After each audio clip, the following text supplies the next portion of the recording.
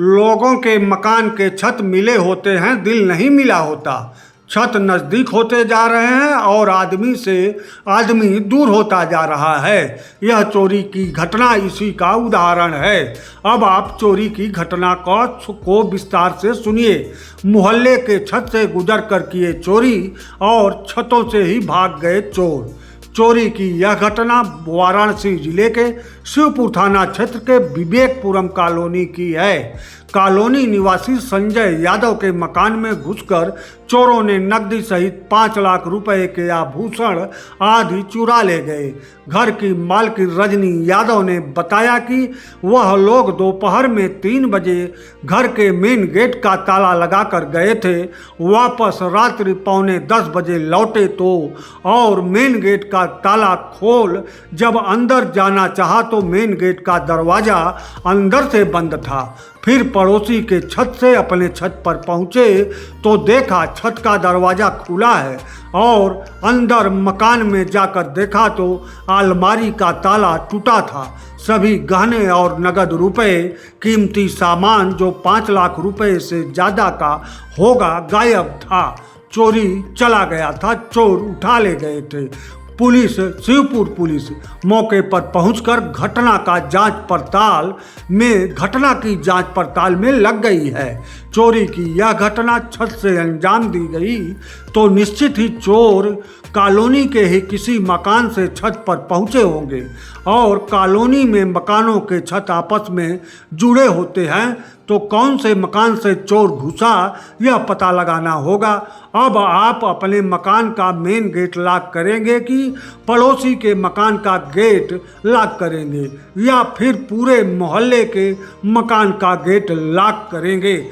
ऐसी घटनाओं से बचने के लिए कॉलोनियों पर गेट लगाया जाता है। अब अगर कॉलोनी का गेट बंद है और कॉलोनी में पीछे से घुसने या भागने की जगह नहीं है तो चोर निश्चित ही कॉलोनी के अंदर का होगा। अगर कॉलोनी में गेट नहीं है, पीछे से भी खुला है तो चोर बाहर का भी हो सकता है। ऐसी घटनाओं को रोकने का सामान्यतः कोई ठोस उपाय नहीं है, क्योंकि लोगों के मकान के छत मिले होते हैं, दिल मिला नहीं होता। छत नज़दीक होते जा रहे हैं और आदमी से आदमी दूर होता जा रहा है। खैर, पुलिस चोरी की घटना का शीघ्र खुलासा करने का दावा कर रही है। अब आप चोरी की शिकार पीड़ित महिला का पूरा बयान सुनिए और समझिए कि महिला स्वयं समझ रही है कि चोर छत से आए होंगे और चोरी को अंजाम देकर छत के ही रास्ते से भाग गए। अब आप पीड़ित महिला रजनी यादव का बयान ध्यान से सुनिए। क्या नाम है आपका? मेरा रजनी नाम है। विवेकपुरम कॉलोनी सेक्टर 2 में हम लोग रहते हैं। अच्छा। यहाँ मेरे भाभी हम 3 बजे के करीब घर से निकले थे बाजार के लिए।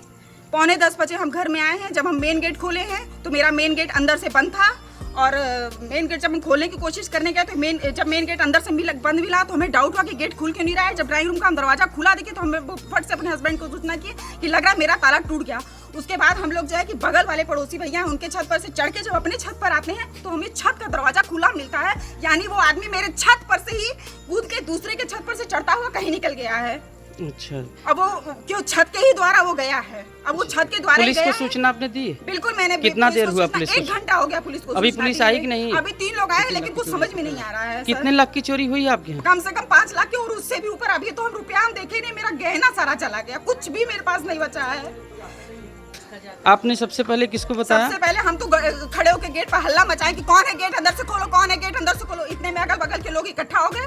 फिर बगल में जो हमारे सटे मकान है भैया हैं उनके घर में हम गए और उनके छत पर से, चूंकि मेरा छत सटा हुआ तो फिर हम अपने छत पर आए और देखे तो मेरा सीढ़ी का दरवाजा खुला हुआ था। फिर हम जान गए कि वो आदमी मेरे छत के द्वारा ही निकल के, चूंकि सारे सटे छत है तो इन्हीं पर से उतर के गया है। अब ये देखना है कि वो किसकी छत से नीचे गया है या तो किसी ने किसी सीढ़ी का इस्तेमाल तो किया होगा। और ये पता लगा है जैसा मेरा 5 लाख से ज्यादा का सामान गया है।